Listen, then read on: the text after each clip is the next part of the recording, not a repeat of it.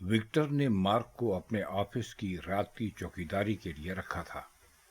یعنی جب رات کو وکٹر کا آفس بند ہوتا تھا تو مارک ڈیوٹی پر آ جاتا تھا اور صبح 9 بجے آفس کھلنے کے وقت چلا جایا کرتا تھا۔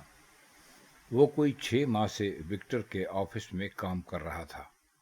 وکٹر کا سونے چاندی کا کاروبار تھا اور آفس کی درازوں میں اکثر لاکھوں کا سونا پڑا ہوتا، جس کے لیے رات میں ایک سیکیورٹی گارڈ کی ضرورت تھی اور مارک کو اسی سلسلے میں رکھا گیا تھا۔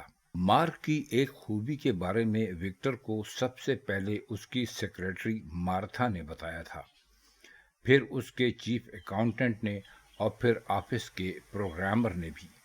اور خوبی یہ تھی کہ مارک سچے خواب دیکھا کرتا تھا، یعنی وہ جو کچھ خواب میں دیکھتا وہ ہو جایا کرتا تھا۔ وکٹر کو مارک کی اس خوبی میں کوئی دلچسپی نہیں تھی اور نہ ہی وہ اس قسم کی باتوں پر یقین کیا کرتا تھا۔ وہ وکٹر کے دفتر میں سیکیورٹی گارڈ تھا اور اپنا کام کر رہا تھا۔ وکٹر کے لیے یہی کافی تھا۔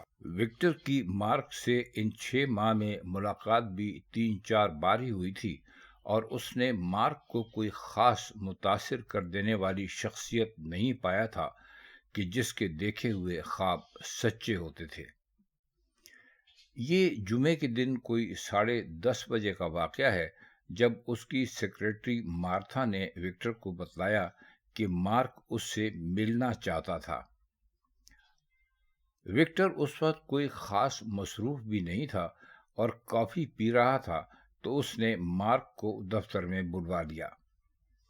اس کا خیال تھا کہ مارک اس سے تنخواہ بڑھانے کو کہے گا، جو وہ ہرگز 1 سال سے پہلے بڑھانے کا ارادہ نہیں رکھتا تھا۔ وہ اسے جلد از جلد ٹال دینا چاہتا تھا، لہذا اس نے مارک سے بیٹھنے کو بھی نہیں کہا اور قدرے روکھے انداز میں پوچھا کہ وہ اس سے کیوں ملنا چاہتا تھا۔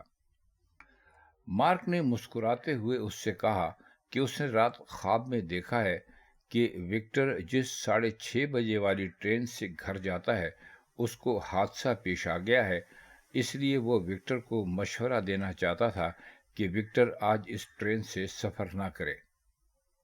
یہ آخری ٹرین ہوتی تھی جس سے وکٹر گھر کے لیے سفر کرتا تھا۔ اس کے بعد جو ٹرینیں چلتی تھیں ان کا روٹ مختلف ہوتا تھا۔ وکٹر نے مارک کی بات پر کوئی خاص توجہ نہ دی اور اس سے کہا کہ وہ اس کا وقت برباد نہ کرے اور یہ بھی کہ اسے ان خرافات پر کوئی یقین نہیں ہے۔ مارک نے جاتے وقت مسکراتے ہوئے کہا کہ شاید اسے یقین نہیں کہ اس کے خواب سچے ہوتے ہیں۔ بہرحال اس نے رات ہی یہ خواب دیکھا ہے اور مناسب سمجھا کہ اپنے باس کی حیثیت سے وکٹر کو ایک بہتر مشورہ دے۔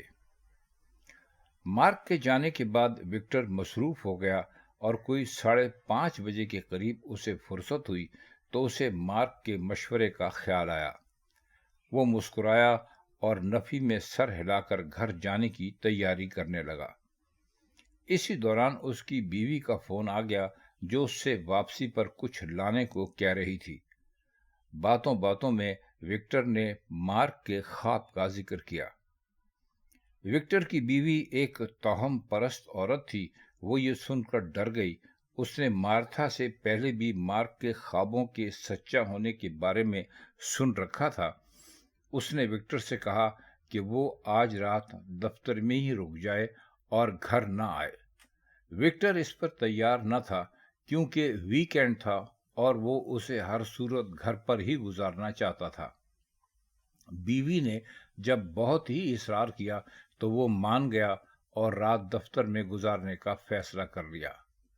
اس نے 6 بجے کے قریب اپنے لیے کافی اور سینڈوچ کا آرڈر کیا اور اس موقع سے فائدہ اٹھاتے ہوئے دفتر کا کچھ کام بھی دیکھا اور تھوڑے سے آرام کی غرض سے کاؤچ پر لیٹ گیا اور پھر اسے نیند آ گئی۔ اس کی آنکھ کھلی تو 9 بج رہے تھے۔ وہ حیران رہ گیا کہ وہ اتنی دیر کیسے بے خبر سوتا رہا۔ اس نے منہ ہاتھ دھویا، سگار پیا اور دفتر کا چھوٹا ٹی وی کھولا تو جو خبر اسے پہلے دکھائی دی وہ اسی ٹرین کے حادثے کے بارے میں تھی جس کا مارک نے ذکر کیا تھا۔ وہ حیران رہ گیا۔ حادثہ ہوا تھا، بہت سے لوگ حادثے میں مر گئے تھے اور زخمی بھی ہوئے تھے، اور یہ وہی ٹرین تھی جو 6:30 بجے چلا کرتی تھی اور جس سے وکٹر سفر کیا کرتا تھا۔ یہ سب ناقابل یقین تھا۔ وہ دفتر سے باہر نکلا۔ راہداری کے آخری سرے پر مارک اپنی ڈیوٹی سر انجام دے رہا تھا۔ وکٹر کو دیکھ کر وہ کھڑا ہوا اور مسکرایا۔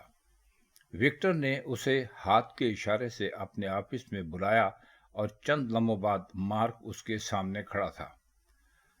وکٹر نے مارک کا شکریہ ادا کیا کہ اس کے مشورے نے اس کی جان بچائی، ساتھ ہی اسے $1000 بطور انعام دیے، اور جب مارک شکریہ ادا کر کے دفتر سے نکلنے لگا تو وکٹر نے کہا، ایک ضروری بات میں تم سے کہنا بھول گیا۔